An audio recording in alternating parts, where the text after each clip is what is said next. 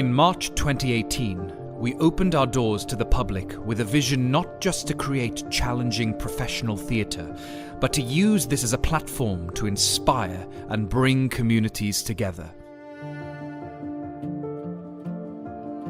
Theatre and culture build identity. With theatre and culture in our local life, the community landscape is more vibrant. Local life is enriched. We believe that the benefits of theatre should be available for everyone. Our Theatre for All programme has removed financial barriers, giving disadvantaged people access to the theatre free of charge. So we were told that we'd come here and have a Christmas meal and then go and watch A Christmas Carol. Our aim is to make live professional theatre available to everyone and use that experience for positive change.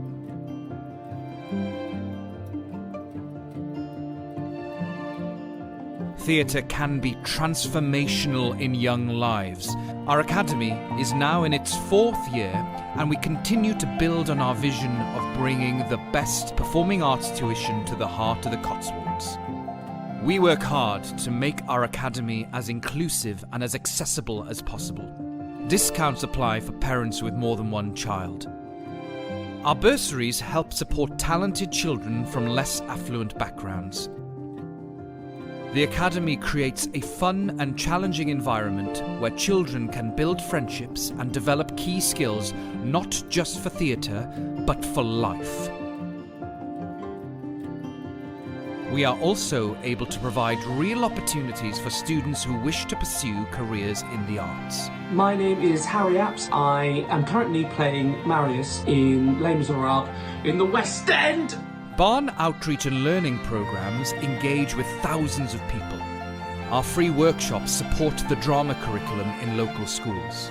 Singing and musical theatre workshops in community groups and care homes have helped address issues of isolation. Our Song for Cirencester project in aid of mental health charities brought our community together in an unprecedented way. We've collaborated with many charities in the region, including the Churn project, to support individuals dealing with the barriers to finding work. Since working with you, my life's changed. It's given me some purpose, given me an interest, some confidence I was lacking prior to all this. The Barn Theatre played a pivotal role in the town's 2018 World War I centenary celebrations. Who could forget our record-breaking Human Poppy? Our live streaming work on the annual Advent Festival helped thousands engage and take part in Cirencester's Christmas festivities.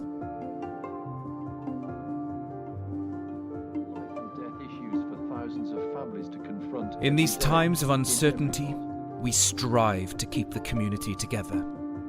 The theatre may be temporarily closed, but our commitment to you goes on. Even now, our amazing costume department are helping the NHS by making scrubs for frontline workers. We've used our technology to build a free live streaming service that provides much needed community news and entertainment for all the family, broadcasting every day to keep us all connected. We are not just a theatre. We are the Barn.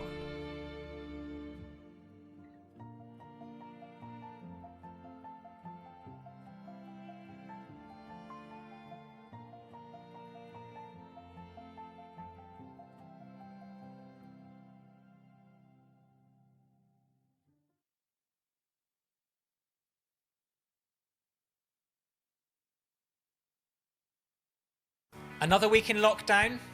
This is Cotswold District Council Live.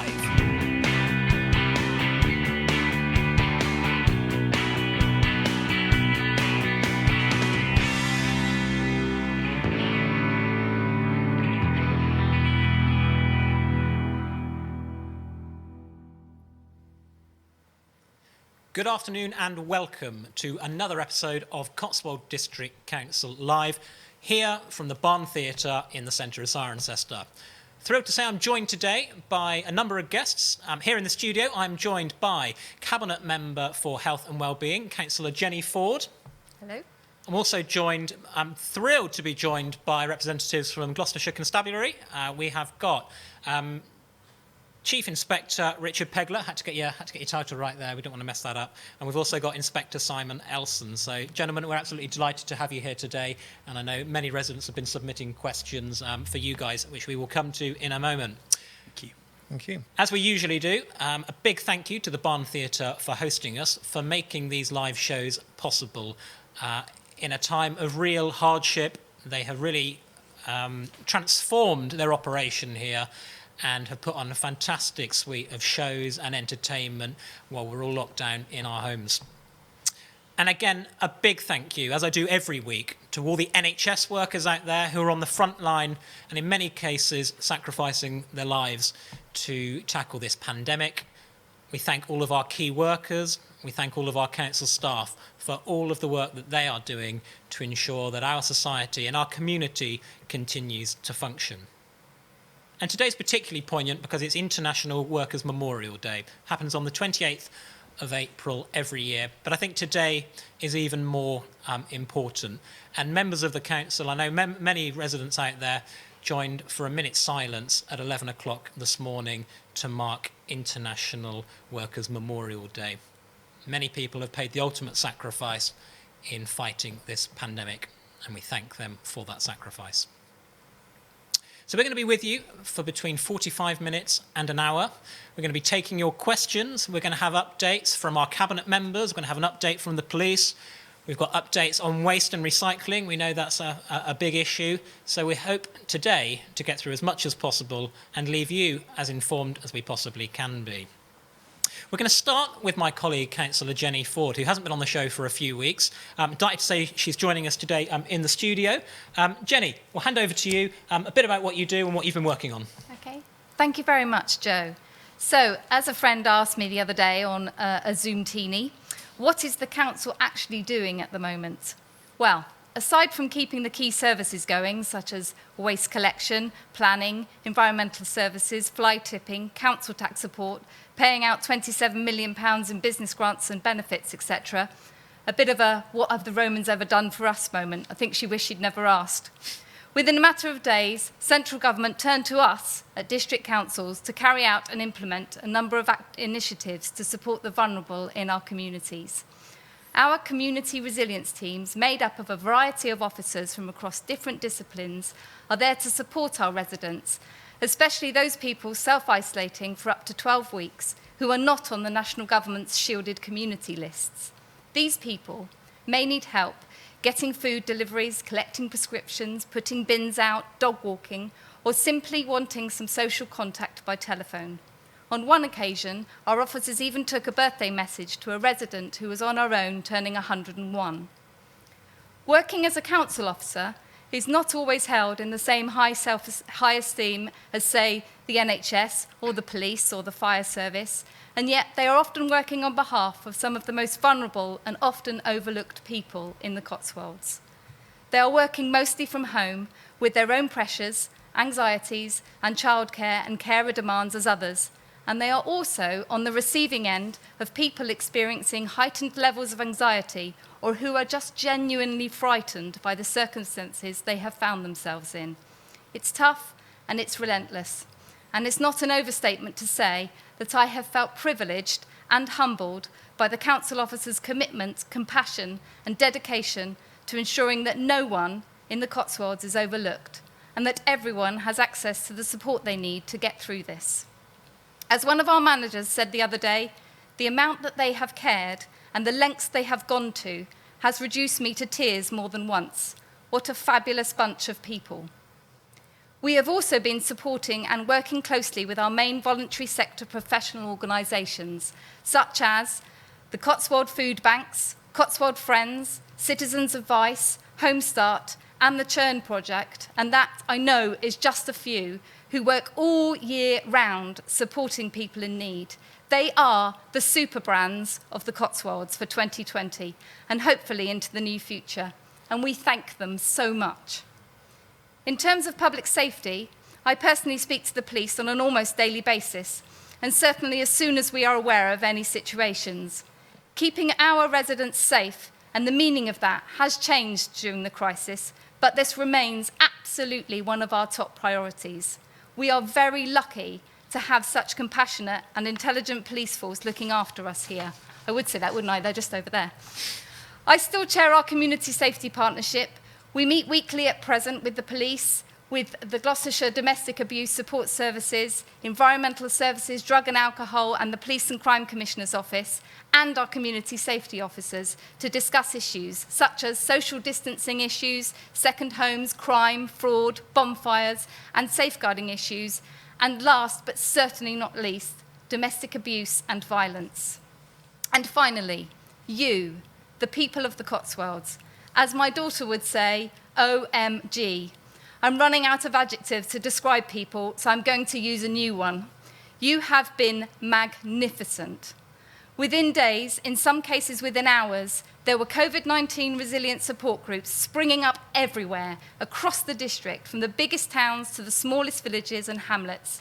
You stepped up and you showed up. And I hope this is one of the many positive legacies to come out of this awful public health emergency that will last long into the future.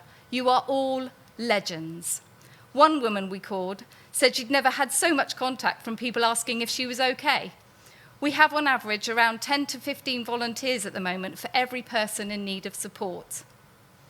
I believe personally that the economy won't recover to full strength until people have recovered to their full strength. The main thing I would like to get across to you today is that please don't be too proud to ask for help. Everyone at some point in their life needs a little help. Believe me, I know how hard it is to ask for it. You may well have been perfectly self-sufficient and independent your entire life, but these are not normal times. Circumstances change. Please, please, please know that people are there for you. We are in this together. There are more people wanting to help than are being used at the moment, so if you ask, there will be someone there to help or catch you before you fall. Experience from past disasters teaches us that we should expect more of each other. Many people and businesses here in the Cotswolds took the lead on social distancing measures in their businesses, events and personal lives way before the government officially implemented them. Given clear guidance of the best thing to do, most of us try to do it. So I want to say a huge thank you to everyone involved in getting us through this pandemic, whether that's by working in frontline services, the NHS, food shops, farming, in your parish councils, supporting the voluntary sector by volunteering or simply donating cash, supporting your neighbours with shopping, lending an ear to those who want to talk, and putting up with extra garden waste or simply staying at home. Everyone is doing their bit. So again, a big, fat thank you.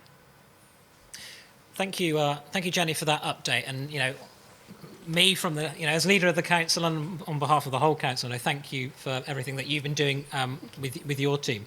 We've been featuring on the show over the past few weeks. We've seen examples in Tetbury, Bourton-on-the-Water. We're hearing from Stow later on in the show about what's happening across the Cotswolds. It's inspirational, isn't it? And I know that you're very, you can see now you're clearly moved by the sort of the efforts that that residents have put in. So, Jenny, we'll come back to you in a little bit, give you a chance to have a sip of water. But thank you for that. Thank you for the update.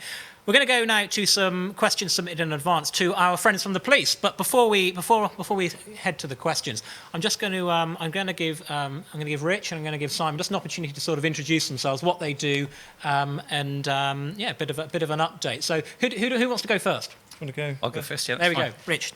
Good afternoon, everybody. I'm Rich Pegler. I'm the Chief Inspector for our 4 rural neighbourhood teams and neighbourhood districts.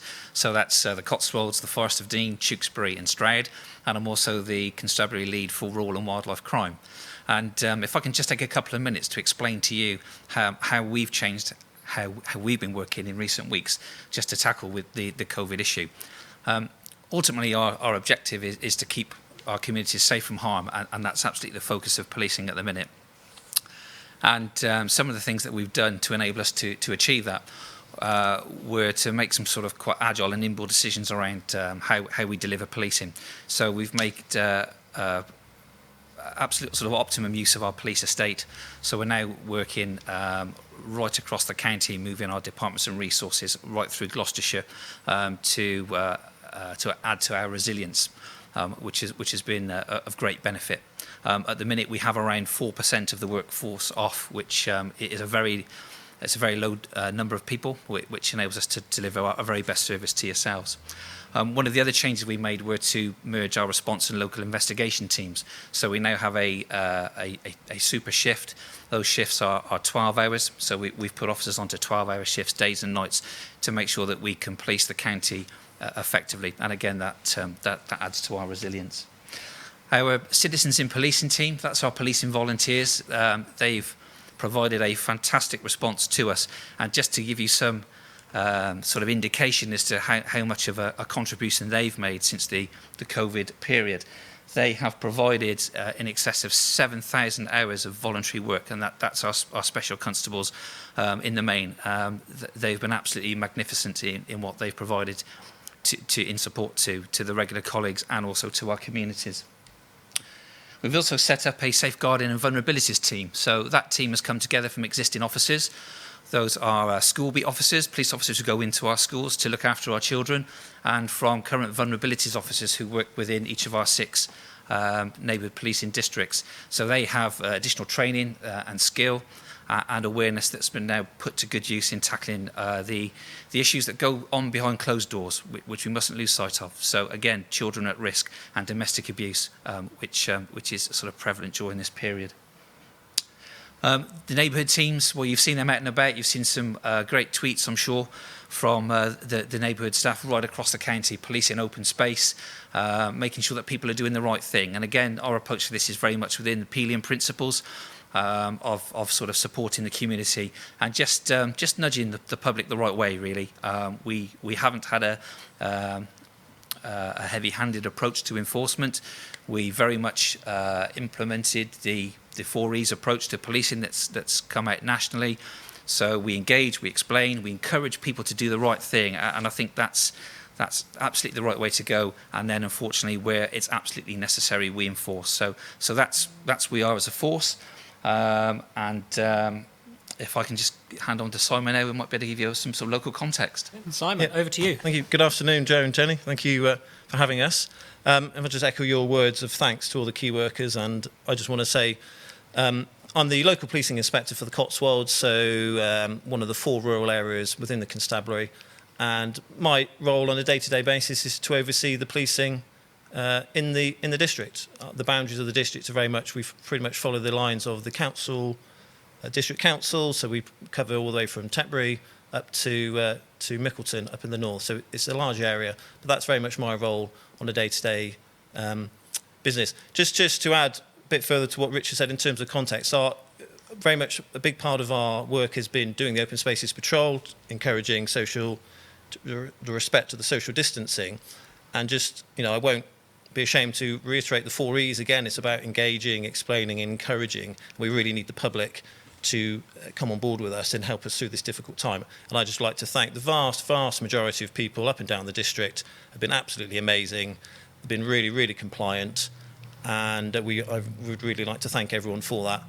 Like with anything the police get involved with, there's always a small minority who have caused us a few issues. And just to put in a bit of context, we have issued in the Cotswolds only 19 tickets for offences. So that really puts into some good context where we are. But it's good to be here and looking forward to answering some questions. Fantastic. We'll come to questions in a minute. But yeah, just to, I think, echo what you said, residents in the Cotswolds have been really, really good at adhering to social distancing guidelines.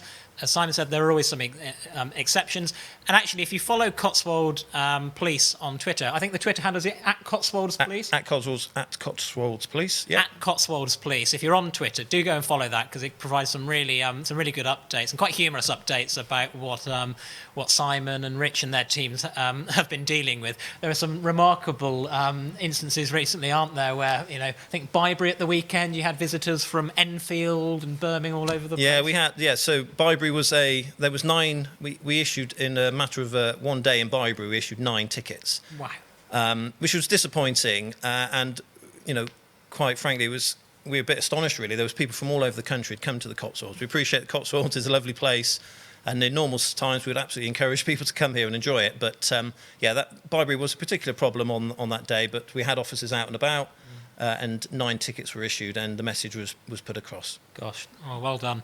Okay, well let's head over to some questions then. So as I said, I'm going to start with some questions that we've had in advance of this session.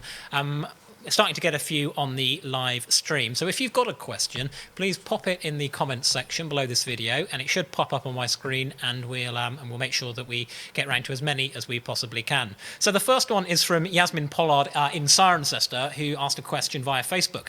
She said, I often walk my dog around 4 Acres, which is part of Cirencester, I'm sure you know, and he's kept on a lead all the time, but a lot of people do not have their dogs on leads, and are often collecting their dog or pulling it away from other people, or indeed, in Yasmin in this case, often invading their social distance. She's thought, surely your dog should be on lead at this unusual time. Who wants to... Yeah, I'll take that, Joe. Yeah, absolutely. The law is quite clear. If you're walking your dog in a public place, it should always be under control. And absolutely, the recommendation is that should be on a lead. Clearly, there will be times when dogs won't be on leads, but I think given everyone's a little bit on edge at the moment, a little bit aware of personal space. So my plea would be absolutely keep your dog on a lead unless absolutely necessary not to. And it's just about respecting others' personal space. And I know, obviously, there's lots of dogs in the Cotswolds, lots of lovely places to walk, but please do keep them on a lead. Thank you, Simon. We've had quite a few questions about speeding today. We know it's an issue anyway, in peacetime, let's call it, where before the pandemic sort of hit.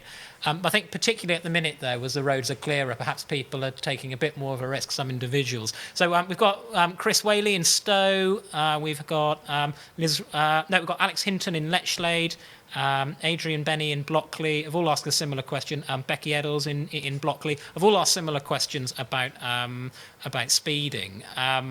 So what are you guys doing about speeding, and what can you do, and what can communities do to try and improve this? Because it's often a bit of a puzzle, isn't it, in terms of the county are responsible for putting in cameras, that sort of thing. So yeah, thanks, Joe. Yeah, it's like you said, even before the COVID pandemic came in, one thing, I've been in the Cotswolds about 10 months now, it's one thing I've noticed, that all the public meetings, a lot of feedback I get when I speak into the public is speeding is a massive issue in the Cotswolds. So just to give a bit of context, I think partly because there's a lot less traffic on the road, I think people are noticing more vehicles, and there are some hotspots in up and down the district where speeding is an issue. A few things. We have roads policing team who are in the Cotswolds on a daily basis. We have our local officers who very much target known speeding hotspots. So what I would do, I appreciate at the moment lots of things going on in terms of open space patrol, but if there is a problematic area, then you must get a hold of your local neighbourhood officer and report it. Okay? And that's really, really important. But we also run a community speed watch scheme, which is very much about the local communities monitoring and raising awareness within those communities about the speed issues. And we found that particularly in areas like Bolton, for example, that's been really, really useful about local residents educating and raising awareness locally to us. So I appreciate it's an issue. It was an issue before the pandemic started. I understand it's an issue now, but my advice would be please, everyone, keep to the speed limits, but if there is a particular problem, please report it to your local neighbourhood officer. Okay, we've got a question here from Lily. This is via Facebook. I'm currently down in Devon visiting my sister, and was there before lockdown went into place. I've been stuck here since then, not knowing whether I'm allowed to return to my home in Cirencester, where I live on my own. Can you offer me some advice? Do you want me to take that? Rich, you want to take that? Yeah. Yeah, I mean, it's a really difficult time for families, particularly families that are split and divided. And sorry, I don't know if we got the age of that individual. I don't have the age. Okay. I assume she's an adult. Yeah. What I would say is you need to take a pragmatic approach within the guidance that's been given. If you feel that you would be better off and better supported, and from a health perspective, if you think you would feel better by being with your family, then I think then you can justify that trip. I think if you are happy that you can look after yourself where you are, and you have everything you need, then again the advice would be to stay put. There's a little bit of a grey area there, but again it's about again, do the right thing, and I think that the individual will know what the answer is. Absolutely. Thank you for that. Got one from Amanda Davies in Bourton via Facebook. This is on behalf of somebody else. So a friend of hers called John asks, I would like to know the definition of essential. Rich, do you want to give us a stab on that one? That's Essential. What is essential? I mean, that's been much public debate, isn't it? You know, what's essential is a trip to a hardware store to get plumbing supplies to fix your toilet or your heating. Is that essential? Is going to get paint and a paintbrush essential? I think, from my perspective, as a police officer, we're not here to police people's morals. I don't believe that's the right thing to do.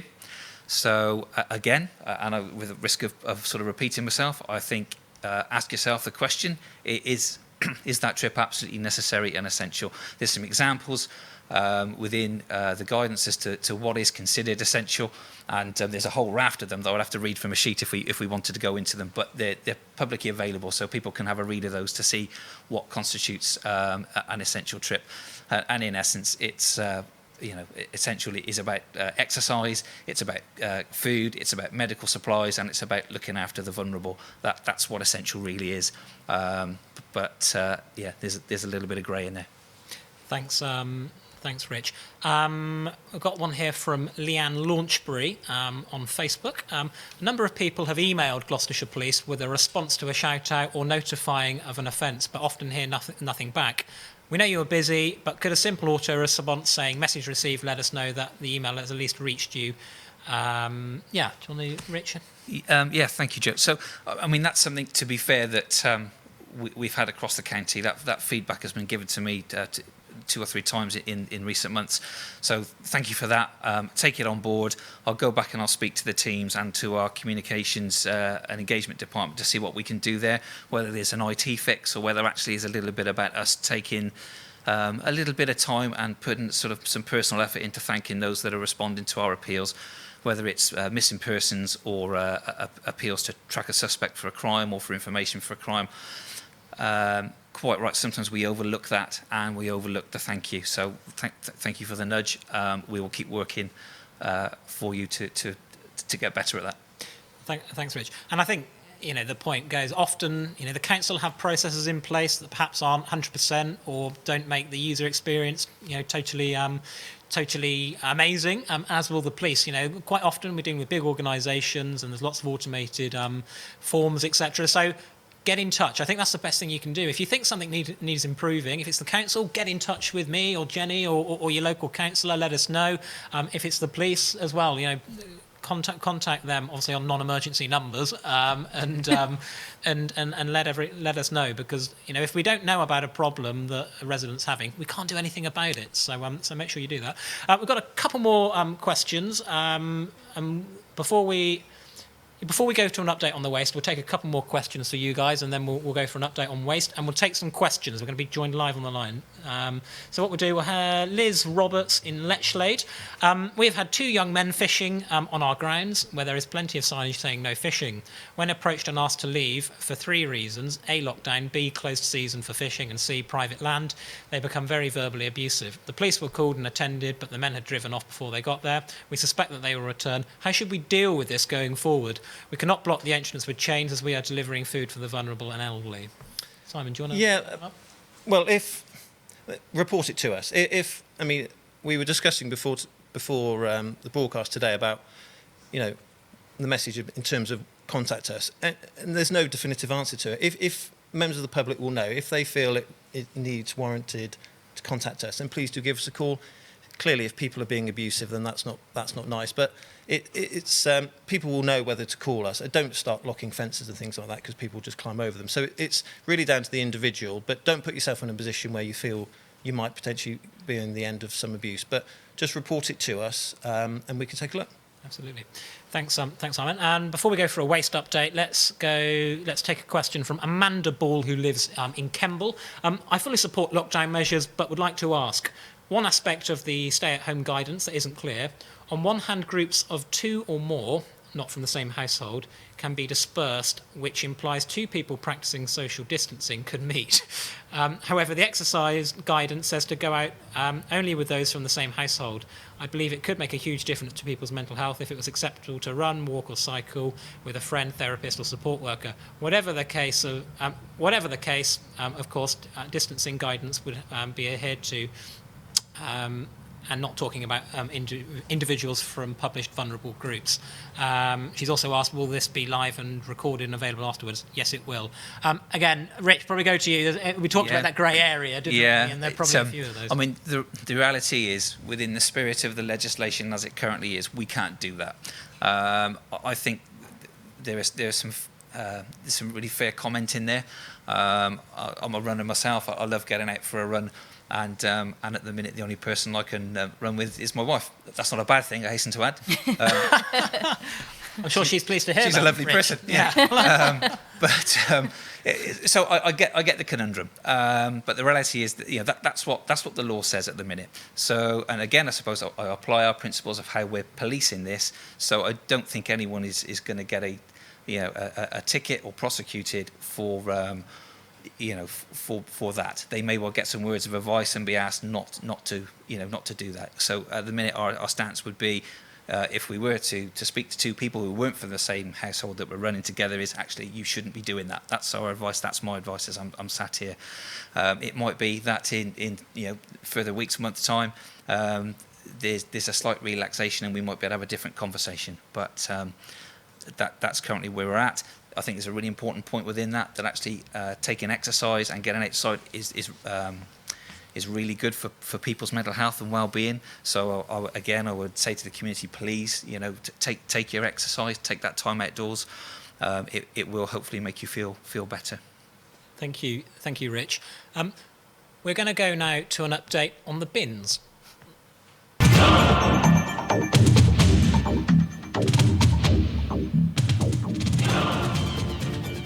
Waste is the big issue at the minute, as we all know, and particularly, I know it's been a cause of much concern for many residents, is the suspension of the garden waste service, particularly owing to the warm weather that we've had. We should have Andy Doherty on the line, who is our Cabinet Member for Waste and Recycling here in the Cotswolds. Andy, can you hear me? I can hear you, Joe. Marvellous. Andy, thanks so much for joining us. And as I'm sure you won't be surprised to hear, we've had lots and lots of comments about waste and recycling and the garden service. So, Andy, do you just before we go into the questions, do you want to give us just a bit of a general update on the waste and recycling service and where we're at as of this week and the next week? Okay, I think to avoid kind of repeating some of the things I've said before, maybe talk a bit more about where we are in terms of the process of particularly getting things like garden waste back up and running again. So if you think about it, we've basically had kind of 3 stages to run through. Our first stage for us was cope, as simple as that, in terms of coping with the sudden rise in absences we had at the same time as we were rolling out changes to the service, which had planned and were in train and needed to happen for all sorts of reasons behind the scenes. So that coping stage is where we were to begin with. That was tricky, that was difficult, that was problems for lots of people, problems for the staff, problems for residents, all sorts of different things. But we've run through that process. Where we have got to now is kind of a process of stabilisation. So that's about getting the core services, so the ones we are required to do, back to functioning well. Getting things like calls into the customer service call centres back to a more normal level so that we can have people doing various of the other jobs that need doing, like the grant applications that have been talked about before. And then particularly make sure we're not missing particular locations. And that's, for example, people like those with assisted collections, those are vulnerable, making sure we're not missing any of them, and then picking up those places where we've obviously got a problem with new crews perhaps finding things and making sure that they're picking up those locations and not missing them on a regular basis. And we're kind of getting towards the end of that stabilised process, and that leads us into a process of working out how to restore things. Now, at the minute, the only thing we've actually had to cut is the garden waste service, which I know is a big thing for lots of people, particularly with the weather being as it has been for the last few weeks. So the process we're going through now is to work out how to fix the problems with the service that have stopped us running the garden waste service, so we can get that back up and running again. So it's that restore phase that we're trying to move into at the minute, and that's become possible because we're now having a lot fewer service failures where we know we've got problems collecting things, and we've got some people free to pick up some of the difficult collections and assisted collections that have got missed over the last 2 or 3 weeks. And we've got some people now free from the customer services normal phone calls who can sit down and go through why are these things not working and how do we fix them and how do we get them working reliably again. And as we do all those things, we've got a good base to build on and get the services back up and running again. Thanks, Andy. We'll jump into some questions that we've had in advance, and then we'll go to some of the live ones. Andy, what I'm going to do, I'm going to ask you to stay on the line after we've taken some of these questions, because I'm sure we'll get some questions on the waste service coming through as we go along in response to what you've said. So if we can keep you on the line for as long as possible, that'd be fantastic. First one from Chris in Stow Ward. Please can we have updates on refuse collectors throwing empty food bins on the floor, white and blue bags blowing away as they're not being put back properly? This is particularly an issue in Stow Ward. Some of the public bins on Stow Ward also haven't been emptied, and now there's rubbish blowing through Stow. So yeah, Andy, back to you. Okay, public waste bins, roadside bins, we've got a reduced team of people doing that because there is less being produced generally at the minute, but there are going to be some bins that are probably high trafficked dog walking areas, those kinds of things. Simple answer is go on the website and report them. We've got a reduced service doing the collections, but we still do have people out doing the collections of those roadside and parish bins. So someone will be out to go and pick that up, and they shouldn't get to a point where they're overflowing. So if you see one, please let us know. In terms of things the crews are doing, then that's again one that we need to pick up on and need to do something about. It's probably more of a problem where we've got temporary crews in. On any given day, we'll have about 87 people out, drivers and loaders, doing work in 33 to 34 vehicles. So there's a lot of people out and about doing the collection service each day. Of those, about 1 in 5 of them will be temporary workers. They're inducted, but they're not always people who've worked for us before, and perhaps they're not getting it right. There's very clear instructions for the crews under the new service about how to put the containers back together neatly and tidily so things don't blow about. So if we're not following that, we need to know about it, and then we can pick it up. Okay, let's take next question we've got is from Valerie Fletcher on Facebook. Do you think as a temporary measure it might be worthwhile considering combining the food waste and the garden waste together again as one collection, as we were doing prior to the new recycling system? Last week we saw the garden waste collection truck going around collecting the food waste. It seemed crazy that it was driving past all those green garden waste bins knowing they were in need of being emptied. Andy? Welcome to the madness of the UK waste service. So the practical problem there is the actual decision about separating wasn't per se ours. Gloucestershire County Council, it actually does the disposal of the waste. And we introduced food a long time ago in the Cotswolds along with garden waste. And at that time, pretty much your only option was to combine them. Gloucestershire County Council had to process that, and that was fairly expensive. That needs a particular type of process to make sure it's composted and sterile away. They're not doing that anymore, and that's actually the main driver for why the service was changing in the first place. So it's not possible for us to combine food and garden waste. If I give you an example, we had an accidentally combined lorry load of stuff, and if Gloucestershire had chosen to charge us for that, that would have been £1,000 straight off for a single lorry load, because that can go neither to the garden waste composting facility nor to the food processing facility. It has to go into landfill. So that now that behind the scenes infrastructure has all changed, and it's what the rest of the county is doing, we're now in line with what everyone else does. It's not possible to go back and make a change on that. And because we delayed our original service launch from November because it wasn't ready, the county had already helped us out by extending the current service for a few months, but that's now gone and we're into the new system full stop. Okay, we've got one here. Andy, just a quick one before I read this next question out. You've been the cabinet member nearly a year now. Before you started doing this, how much did you know about bins and waste? Because I imagine it's probably been quite an education, hasn't it? Yeah, deep dive. I have always had an interest in recycling, and as my colleagues on the council know, I'm quite nerdy. I love to know how things work. But this has been an education in terms of understanding waste services and what the small print is behind the scenes. it might look relatively simple in the future. You only ever see a little part of the vast machine that's going on behind the scenes. It really is surprisingly complex, and there are some quite amazing logistical challenges for people working in waste in the UK. And I take my hats off to those who are having to do it every day and are out there with their metaphorical hands in the waste all the time. Yeah. I can see our backroom team sort of putting their hands together. Absolutely, you're totally right. This is from Graham Taylor in Cirencester. Given that the lockdown is being treated as gardening leave by those lucky enough to have gardens, the suspension of garden waste collections means that the garden waste is beginning to pile up. Some local authorities are resuming waste collections and adding extra collections too, because residents are resorting to bonfires, not encouraged and likely to cause problems for the fire service, and fly tipping. Does Cotswold District Council envisage resuming collections in the foreseeable future? Andy, a question that a lot of people have asked and a lot of people are asking: when are we likely to see the garden waste service resuming? Okay, so there's been various random dates, and I was helping someone out in my local area the other day, and they were informing me when the garden waste service was going to be running again, which was interesting news to me. So the key thing is there are no set dates at the minute, but the schedule we're working to is on the order of weeks, not months. So at the minute, in that three-step process I talked about, what we're actually doing at the minute is we're working out how to deal with the particularly food capacity problems that we've got. One of the previous questions was talking about seeing the garden waste lorries, or what you think of as being the big traditional bin lorries, the 26-ton ones with the squashing mechanism at the back, seeing those collecting food, and that's to help us cope with the capacity problems that we've had on other vehicles. We're working through changing some of the vehicles and then testing that literally at the minute. Those are out and about and being used this week. Once we've established what works, we can roll that out across the wider fleet, and then we free up those vehicles to get garden waste going again.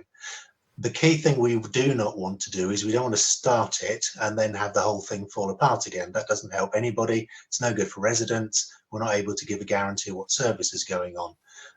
There are other authorities locally also been trying to restart the services and haven't been able to. And there's a couple of authorities that are running kind of a best effort service, and that causes them problems with people ringing up because they don't know whether they were supposed to get a garden waste collection or not.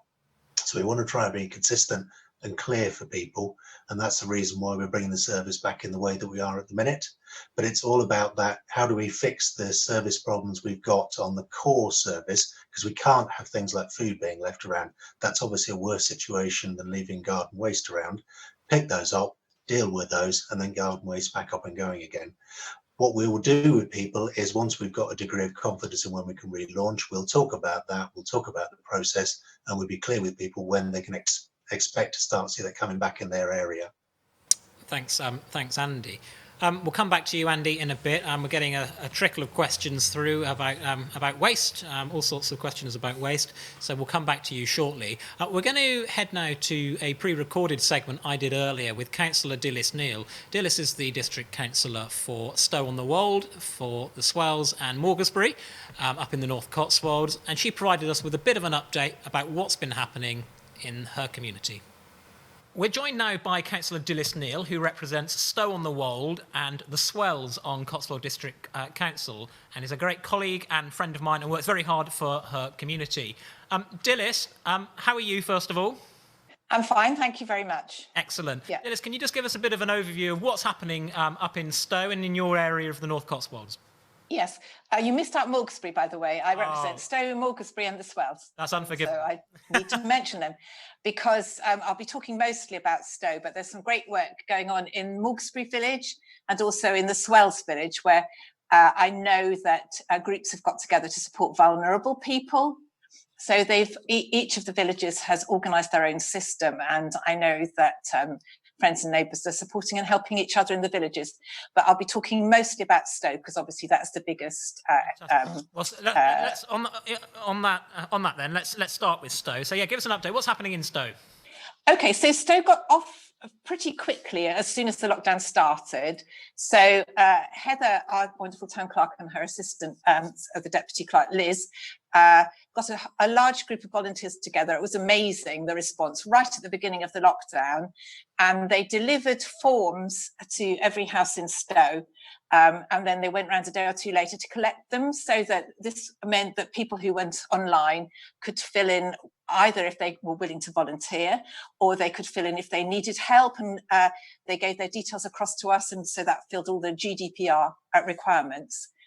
So that was pretty successful, I think, but there was a big response, an enormous number of volunteers, needless to say, wanting to help, but also quite a lot of people who needed support with shopping, collecting prescriptions, etc. And so that's all now been handed across to Cotswold Friends, who are such a great organisation, because they have got more people to deal. It was quite an overwhelming task for one person to deal with. So Cotswold Friends are now running our volunteer system for us. So people can call into them if they need help and support, and then they'll supply them with a volunteer. Fantastic. And I think that's working pretty well.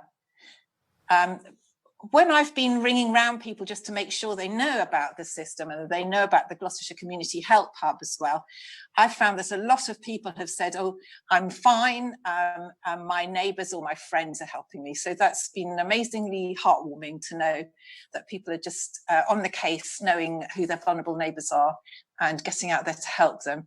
I'm not going to name names because there's so many different people doing it. Some of them are bordering on the vulnerable themselves, but people have been so willing to help, and it's been lovely to hear it. But just one small example I can give you is that the allotment holders, there's a very well-functioning group in Stow, and one of their members was ill and self-isolating and not able to do her allotment. So I've heard that other members of the allotment group, socially distancing, of course, have been out and kept her allotment looking nice for her, so it'll be there for her when she returns. But it's all that sort of stuff that's going on that the community is all pulling together. So is that just in Stow, or is that in the villages as well? Is it? In the villages, yeah. The allotments is just Stow, but in the villages, the friends and neighbours are out supporting each other. There are sort of buddy organisations so people can ring in, but also I know that just on an informal basis, people are calling up their neighbours and saying, "Can I help?" Which is really, really good. Yeah. In terms of Stow again, then.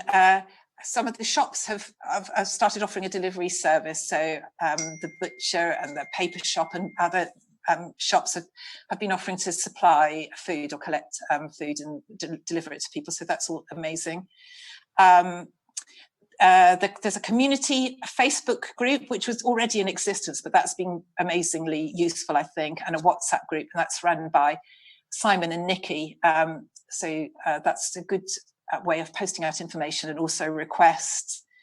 Our vicar Martin and his wife are delivering online services for people who want to participate, and they're also very much aware that not everybody is online, so they've been delivering paper copies of the service and also phoning people who don't have computers. And I think that service of getting in touch with people who aren't online is really crucial. I should mention our marvellous school, Stow Primary School. I think you might be going to talk to Rebecca Scott, our headmistress, on another occasion, so I won't go into great detail about what the teachers are doing. But just they're trying to make things as normal as possible for the children and trying to keep the children engaged and excited. So doing things like having the regular Star of the Week, the regular awards. Mrs. Scott has a celebration assembly where she mentions the children who've sent in really good work or really good examples of things they're doing. And so that goes out to keep the children engaged and supported and feel that their education is important. There's also a parent support worker who works for the school, helping, and she's extra busy at this particular time, as you can imagine, helping families that are finding difficulties educating their children at home, or maybe who've lost a lot of income. So she's very busy helping. Free school meals are being delivered by taxi, which is very welcome, apparently. And even the cleaners are going into the school just to make sure the building remains okay while it's closed. So everybody's pulling their weight in the school. And then finally, the town council work has to continue, looking forward to a time beyond lockdown. So there's things, for example, like the Neighbourhood Planning Group. They'd just been getting a consultation process together before the lockdown started about a draft neighbourhood plan. And they're still working on that so that hopefully they can sort of hit the ground running as soon as the lockdown is finished. Fantastic. Dilys, it sounds like there's a real coming together of the community. I know Stow and the surrounding villages have really strong communities anyway, from visiting and coming to visit you and going around. And it just seems like it's put that even more sharply into focus during the lockdown. Just finally, what would your sort of message be for those constituents who you represent in your ward, and actually with your sort of hat on as a former GP in the area? What would your sort of message be to residents? Obviously, it's been a long haul, hasn't it? Over a month now. What would your sort of parting message to residents be? I'd just like to say, I know how very hard it is for people to be locked down. I mean, I'm very fortunate. I've got a big garden and lovely views. And I know for some people who are locked down in maybe a smaller house or a flat with their children, it's much harder.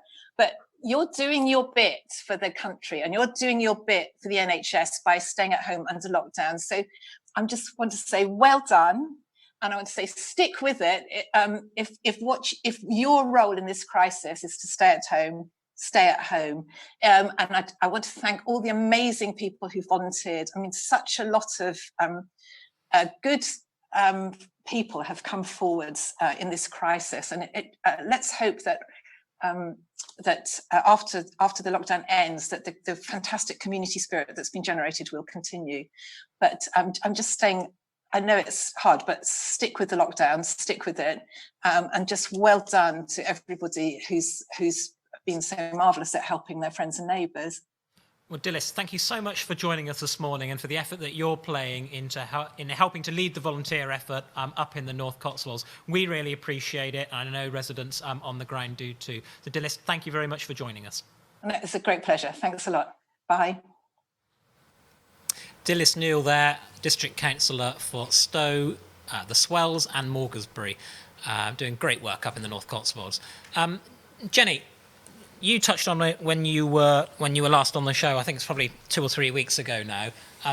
Domestic abuse. We've read about it sort of nationally. It's been in the news a bit. Sort of domestic abuse and domestic violence going up as people have sort of been confined to their homes. What's the sort of situation in the Cotswolds?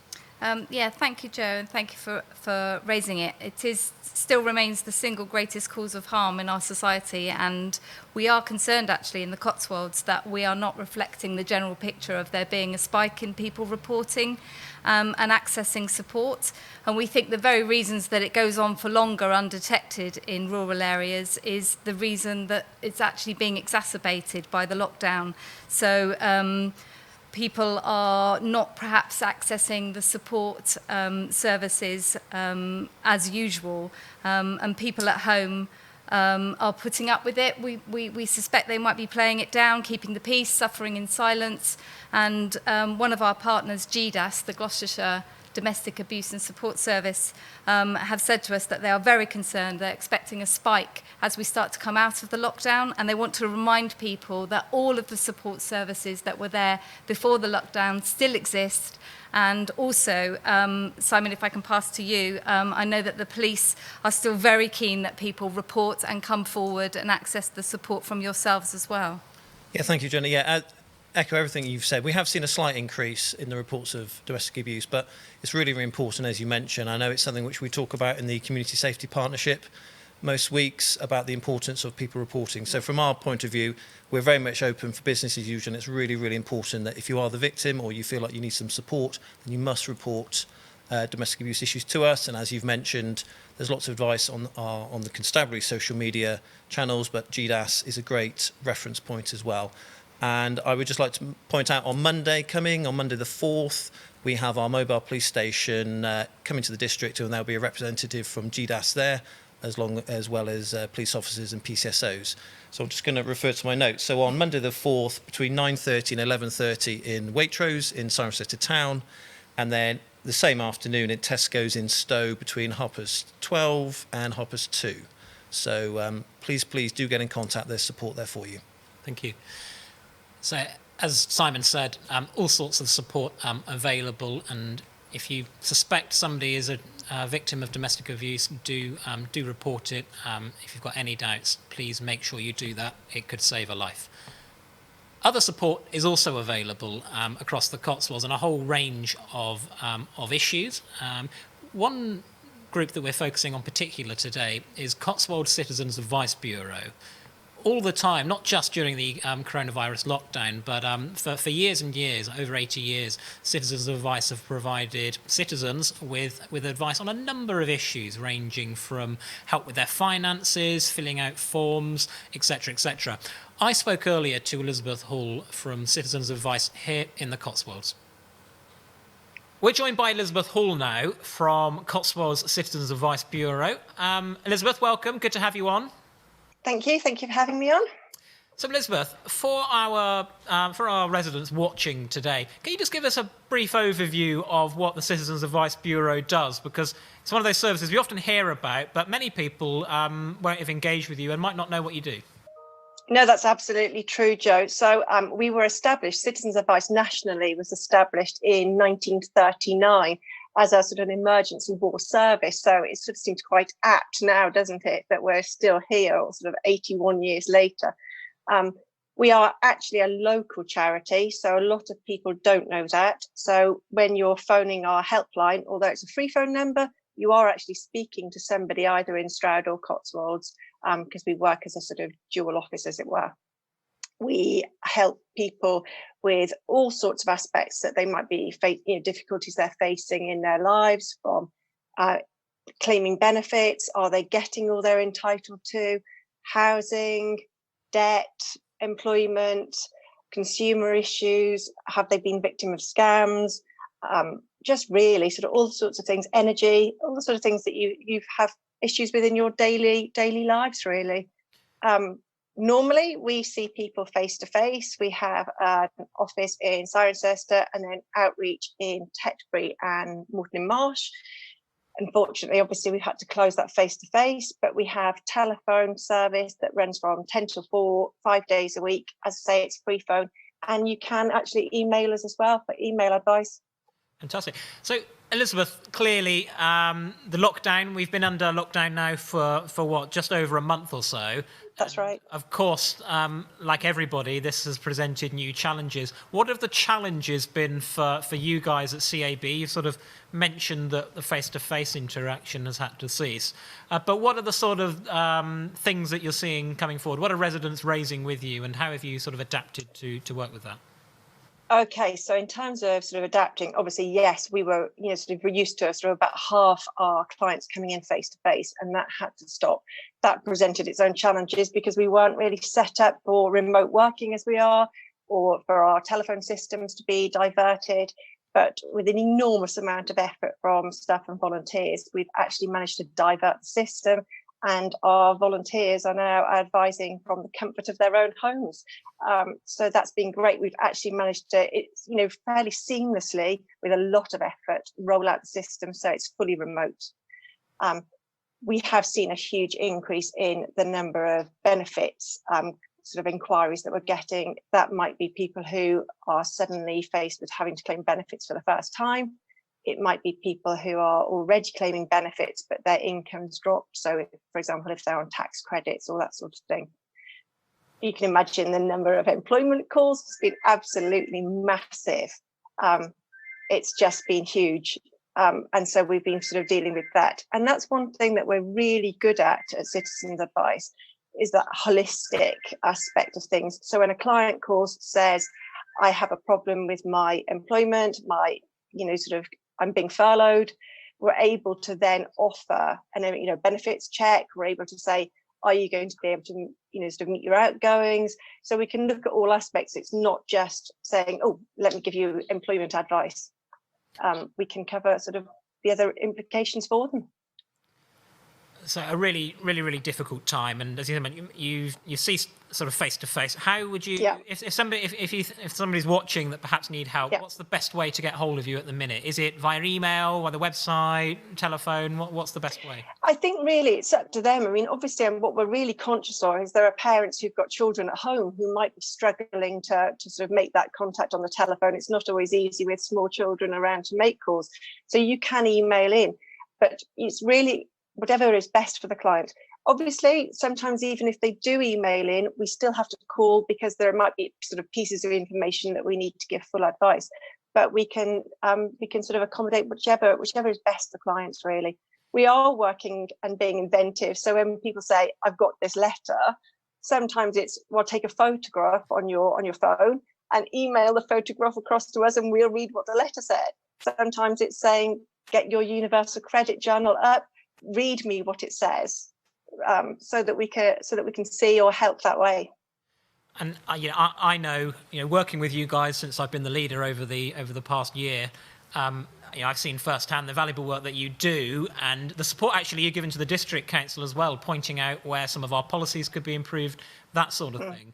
And of course, we give you a lump sum, don't we, of money every year in the form of a grant. And I just want to emphasise that this is a service for everybody, isn't it? Absolutely. It doesn't matter who you are. We're totally independent, impartial, and it's a service for everybody. It really doesn't matter, sort of what your personal circumstances are. And we have a really great bunch of people answering the telephone and people advising who are just there to help. They're good at listening. They're good at understanding what people are going through. And they won't sort of dictate options, just what you have to do and advise. It's about saying, look, these are your options. We can help you sort of work out what the pros and cons are. Should you take a payment holiday? Should you, cut down your expenditure somewhere else? Can we get you a better energy deal? Can we improve your situation by maximising your income? So it really is a question of being able to present people with options that they can then make that choice about.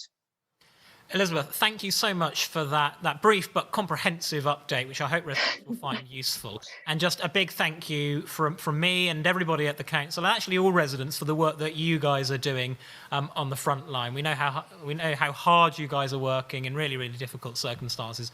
So thank you so much for that, and thank you for joining us today. Thank you. Thanks, Joe. Right, we come to the section of the show now where we take your live questions and answered.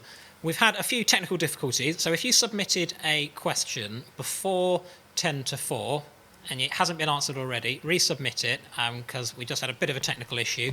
But what we'll do, I'll go from sort of 10 to 4, the question we sort of had since then, and we'll try and get through as many. We're nearly approaching an hour, which just shows we're having so much fun that we've sort of gone over time. But I can see the guys at the back here, Chris and Ben, are signalling that we can continue for a little bit longer. So we'll try and get through as many questions as possible. Right, first one, Callum Jones wants to ask our colleagues here from the Constabulary. As I've witnessed people breaking social distancing rules and reported them, will anything have been done, as I've not seen or heard anything from the authorities? That's from Callum in Moreton in Marsh. Simon, do you want to... Like I mentioned earlier, we have issued 19 tickets across the district. I don't quite know what Callum's referring to in relation to that, but as I mentioned earlier, our approach is very much about raising awareness, engaging and encouraging people to adhere to the regulations. But when incidents are reported to us, the vast majority are being attended and they all get notified to us. So, if people feel the need to report incidents to us, then I will actively encourage them to do so. I don't know, Rich, if you've got anything to add on that. Yeah, I think just to sort of be honest and add some context, we've had periods of peaks and troughs of demand. So in high demand periods, we may not get to as many incidents as ideally we would like to. And the incidents are subject to sort of a threat, risk and harm assessment. Really, it's about what's going on and is there risk to life, or is it repeat offending and repeat poor behaviour? So those are the kind of things that might influence whether an incident is resourced and attended or not. And it could be the simple fact that there could be other more pressing incidents that are taking the resources there and then and we're having to deal with other emergency incidents. Okay. So I'm sorry if we didn't get to that one, but we where there's risk to the public and where there's repeat poor behaviour, we will look to attend those incidents. Absolutely. Jenny Scarsbrook, up in the North Cotswolds, talking about, I'm sure you're aware, travellers have arrived at Evenlode. Have you got a bit of an update on that? Yeah, absolutely. Yeah. So, thanks, Joe. Yeah, fully aware of. We've had 3 or 4 reports from local members of the community about travellers arriving just north of the village. Colleagues of mine up in based at Stow have gone there, and we've spoken with them. I have spoken with colleagues in Gloucestershire County Council, and very much at the moment, due to obviously the COVID lockdown regulations, we're not actively seeking to move them on, because potentially that might actually spread potential viruses and just move the problem on elsewhere. But I am conscious that there has been a bit of concern locally. So we're very much about engaging and speaking with them. All parties have been spoken to. I've also spoken to the landowner. So the larger group, there's 2 groups up there. The larger group are actually on a privately owned field. I've spoken with a landowner this morning, and that was a very useful conversation. So we're very much engaging with the group. In terms of some questions which have been asked to me previously about, are they breaching social distancing regulations? As Richard said, it's in terms of living in caravans, it's a bit of a grey area because that is their home. So there are practicality difficulties in terms of issuing tickets if we felt that was necessary. So we're fully aware, we're engaging, and it's work in progress. Great, thanks, Samson. Andy, are you still there? We've got a question about waste. Studio to Andy. I am still here, yeah. Excellent, fantastic. A voice has just appeared. Fantastic. Andy, we've got a question from Mark Margett. When will you be reopening the recycling depots, and could you not introduce a 2-metre distance and 1 car in, 1 car out policy? Now, recycling centres are the county council, but I'm sure you have an opinion, and you've been talking to the county council, no doubt. Oh yeah, everybody's got opinions. There's lots of discussion going on around. I know about recycling centres, because again, that's a national problem. Again, in the wacky world of waste, the disposal authority is Gloucestershire, and so Gloucestershire actually runs the household waste recycling centres. They are looking at bringing in reopening of them, but they are doing that cautiously and carefully, because what unsurprisingly they're worried about is having a huge influx of people turning up straight away and all sorts of traffic chaos and carnage ensuing. So that's a difficult logistical exercise for them to work through, but they are doing that. It is also something we are talking to them about in terms of trying to tie it up quite closely, because you've obviously got potentially garden waste going to our service as it restarts, and you've got garden waste going to things like the household recycling centres, and neither side wants to end up with all of that waste coming to it. So it's trying to balance the load. But that's primarily an exercise that the county is dealing with, and liaising as needed with the other districts in Gloucestershire as they look at doing that. I do know the obvious observation is that Cotswold is one of the harder areas because of our rurality and how separated our recycling centre is from most other things. So they view our one as being a tricky one, but they're looking to do them all in one go. Okay, thanks Andy. I've got another question here from Carol Jeffcock. Surely Stow Fair is cancelled. I don't know. I'll take that one. Yep. Rich? Yeah, so we've had some conversation with representatives of the organisers and with the Travellers Times. The fair is cancelled. The Traveller Times has published the fact that it's been cancelled and has given very sensible and responsible advice to the travelling community. Now, as with any group of people, there's a majority that will listen and follow the advice, and there is maybe a small majority that won't, which is why we may have seen a slight increase in the numbers of travellers in the area of Evenlode. So we're watching the situation really carefully. We've had a number of planning meetings. We will continue to hold weekly planning meetings, and we will adjust our policing response accordingly as we approach the date. Okay, thank you, gents.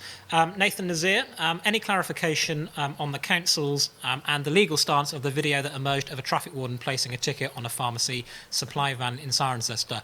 I know the video that you're referring to, Nathan, and of course it was disappointing to see a pharmacy van being ticketed. I raised it with the county council, and I understand that the ticket has been declared void. What I would say, though, is that the torrent of abuse that was directed towards the traffic enforcement officer, quite frankly, was vile. That chap is doing his job.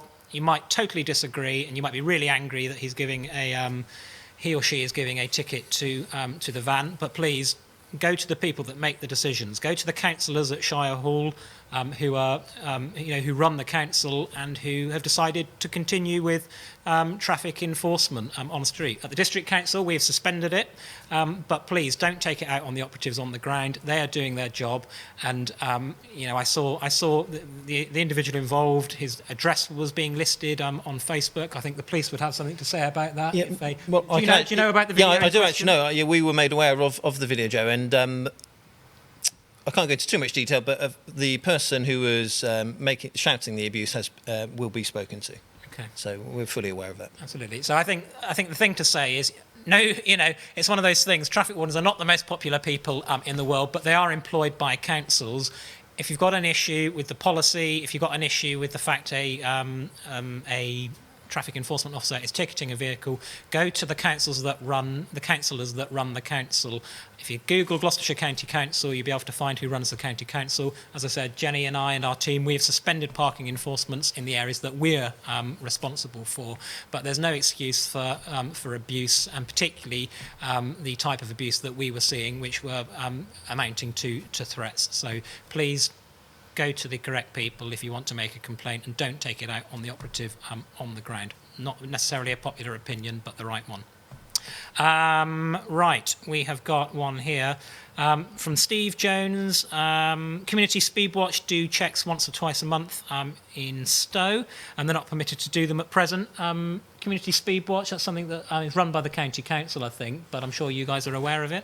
Yeah, so So as I mentioned earlier, actually, in one of the previous questions, Community Speedwatch is very much about local residents identifying, raising awareness of speeding in their community. I think, yeah, at the moment, given the restrictions, it's sensible, obviously, not to happen. But as I mentioned earlier, something we're very much focused on. And as soon as the restrictions, as and when they are lifted, then the members of the community can carry on with those. And we work very closely with these groups. And as I mentioned earlier as well, we do regular speeding checks ourselves. Okay, thanks Simon. I've got one here from Darren Chavers, and I have a feeling it might have a comic edge to it. Will the Rozzers let me and my mates off doing donuts in Tesco's car parks as we're in lockdown? Simon or Rich, who wants to answer that one? Simply no. Yeah, I think right answer. If he's bringing me a donut, that's okay. But oh dear, marvellous. Okay. Why does there seem to be an increase in cars in our towns that are not necessarily driving to shops, but just driving through, and some of them are speeding on a pleasure drive? What is deemed the distance they can drive from where they live for them to go to a walk, for example? Yeah, I mean, that's an interesting one, actually, because that's been, in the media quite a lot, and there's been quite a lot of discussion about that. There is no defined distance, and I would echo what Rich mentioned earlier. It's just a bit about common sense. We talked about Bibury earlier. Driving from St Albans and London to Bibury clearly is not reasonable. So I can't give you a definitive, it's 2 miles or 3 miles. It's down to people's common sense and what they think is reasonable. But there is scope for people to drive to do some local exercise, absolutely. And that's in the guidance which has been published by central government. So again, it's just down to people what they think is the right thing to do, and the vast majority of people will know what is reasonable in those circumstances. Sure. If I could just add that, so the latest is the exercise has to be longer than the trip itself. So, for example, if you drive for half hour, your exercise has to be, considerably more than that. So it would have to be, say an hour or so. Again, there's no hard, fast rules. But I think, again, the spirit of the message is take the shortest drive possible to enable you to have your appropriate type of exercise. Thanks, Rich. Andy should still be there. I've got a question from Alex Hinton, one we've had before on a previous show. Will there be a rebate for the garden waste service that hasn't been delivered? Sort of, but the simpler answer is we're not actually charging you for the garden waste service at the minute. I think, contrary to popular belief, oddly, and I don't know why, that's one of the things we'll fix, it's never been run on a direct debit basis. So you have to buy each year. So all of the existing licenses ran out at the 31st of March, and no one has actually been charged for a new license, that will cover the 2020-21 period. Broadly, we'll expect to pro rata it in some way for the fact that there's a reduced service going on with that. But at the minute, you're not actually paying for anything.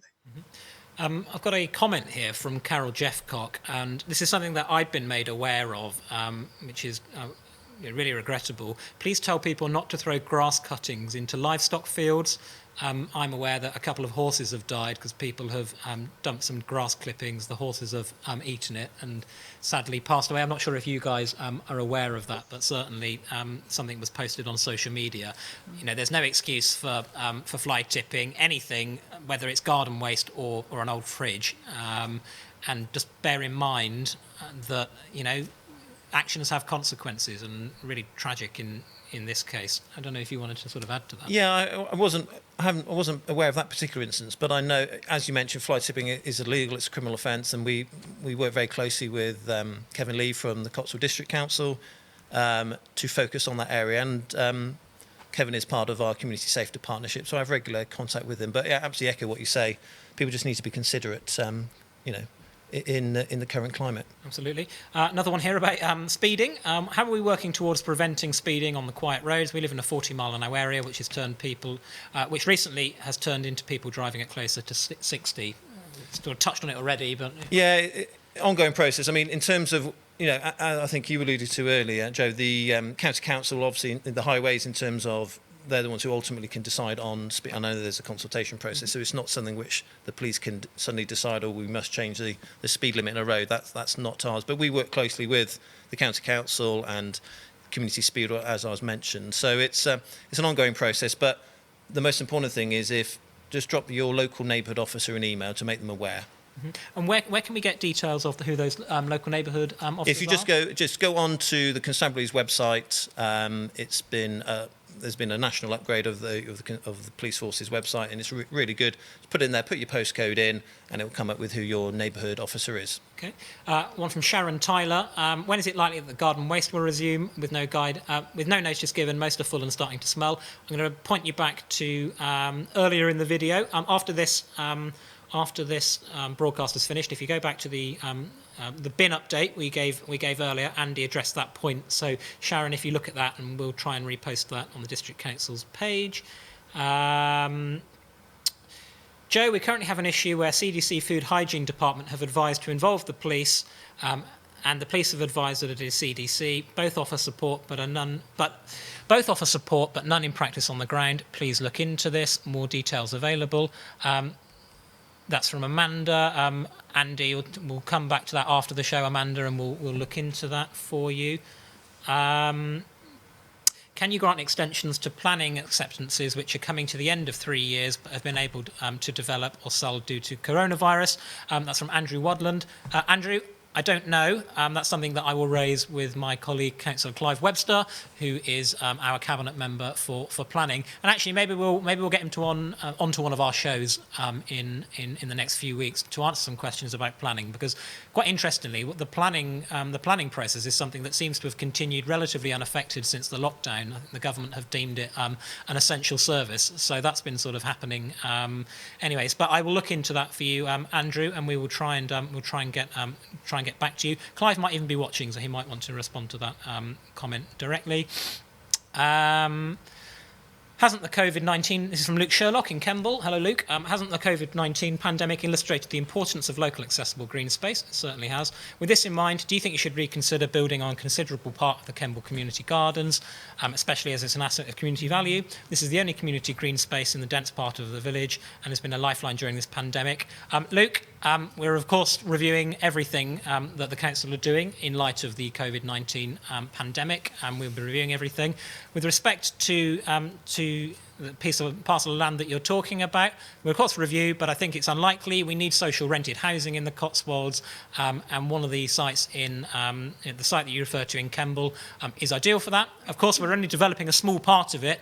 The majority of the site will still be a public green space accessible for all. You have my word from the council, and we're working with the community to hand ownership of that over to the community. So yes, a small part of it is likely to be developed for social rented housing, affordable housing, but the vast majority of it will remain as a green space.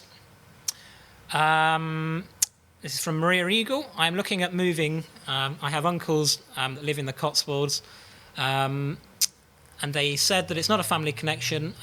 I would like to come back as I'm a type 1 diabetic and I feel I need to be near my family. Tricky one, and of course can't comment on individual circumstances, but you probably echo what you said earlier.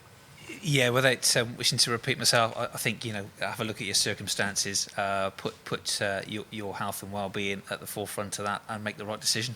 Okay, question for you, Jenny. This is from Richard Harrison on Facebook. Given that it seems we are going into a long period of progressive release from lockdown, probably with an increased focus on protecting the vulnerable, how do the District Council see their role in coordinating volunteer services so that people can continue to receive the support they need?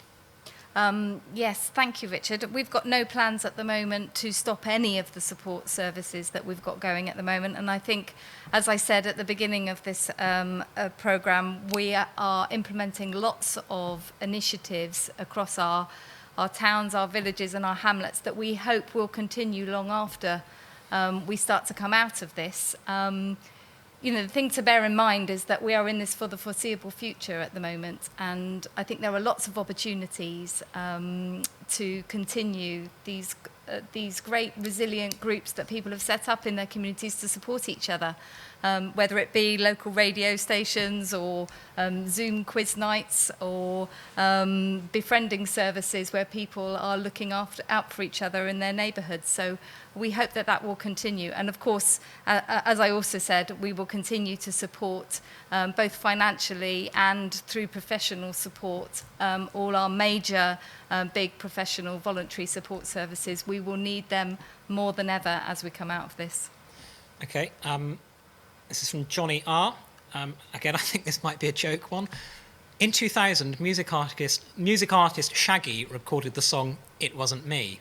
Since then, has CDC, yourself or any of today's police guests heard or received any evidence that it was indeed Shaggy, or was it a neighbour or other community member? Hand over to you guys. Do you know if it was Shaggy or not? Was it him? Inquiries are still ongoing. Yeah. Very good. I'll echo that, I think. No idea. Well, I would be encouraging Shaggy to take personal responsibility for his own actions, to be honest. Exactly. And I actually heard that it was Shaggy. So we're all a bit undecided here, but we're not sure if it was him or not. So rest assured. Right, back to serious business. We have got a question here from Steve Jones. Hoping Inspector Ellson can confirm that NHS volunteer responders are permitted to drive to and from tasks, whatever they may be. Several have been challenged at a checkpoint, and the officers weren't aware of this scheme with 750,000 people in it. They aren't issued with an ID card, just an app with their details on it. Had they not been quite politely firm, they would have had to return home and not complete the task. Whilst I totally appreciate the really difficult job you guys routinely have, and now we have the COVID restrictions, this is the biggest single volunteer force in a very long time. Therefore, all officers should be aware of it and able to assist. Thank you. Richard? Yeah, I mean, thank you for raising it. I wasn't aware that was an issue. Clearly, I'm aware that, as you say, hundreds of thousands of people have volunteered, and clearly, if people are volunteering to help the vulnerable through that scheme, then they should be allowed to do that. And I think that's probably something for me to take back and raise with my colleagues and in the team, just to make them aware of that. Okay. But yeah, thank you for that. Thanks. Got Sam Jane Shivers here. I wonder if the council will reduce our council tax or give us 2 to 3 months free council tax like some councils have. I'm not aware that any councils have done that. What I would say is I'd echo to a point I made a few weeks ago on the show. This crisis is costing the council millions of pounds. This month alone, April, as a council, we have lost £500,000, and we forecast this year it will probably cost us over £4 million. Our budget is £24 million, so that's a huge hit that the council are taking. We will need to find that money from somewhere. We're hoping that the government make good on promises to us a few weeks ago that they would reimburse us for the money that we spent. We still await the findings on that, and we wait to hear from them. But I just want to stress how grave actually the financial situation could be as a result of this epidemic. Not only for the councils, businesses and individuals, we are probably going to go into the most turbulent economic times that any of us have ever seen in our lifetime, and that will affect the council as much as it affects anybody else. We've had 10 years of austerity, and councils have really adapted to the challenge and are looking at innovative ways of bringing more money in. We will continue to do that, but there will probably have to be tough decisions, and that will probably be council tax, that will be charges. We're going to have to make some tough decisions, it looks like. Hopefully we'll get some support from the government, but I want to be honest with you about that fact. There are probably going to have to be tough decisions ahead. And what I'd love to give everybody a break from council tax, well, there's no way we're in a position to do that at the minute for the reasons I've just outlined. Finally, James Partridge, it wasn't me. So on that, I think we will end the show. Thank you so much to the Barn Theatre for hosting us, and thank you to the staff here working here. We've run over slightly. I hope you found today useful. I want to thank my guests, Rich and Simon from Gloucestershire Constabulary, Thank you, to Jenny Forde, to Andy on the line. We'll be back next week, and we hope to have another informative and fun session. Thank you very much. I hope you enjoyed today's show. To support our programme and all the other fantastic programmes and content that the Barn Theatre produce, please consider making a donation by clicking the link below.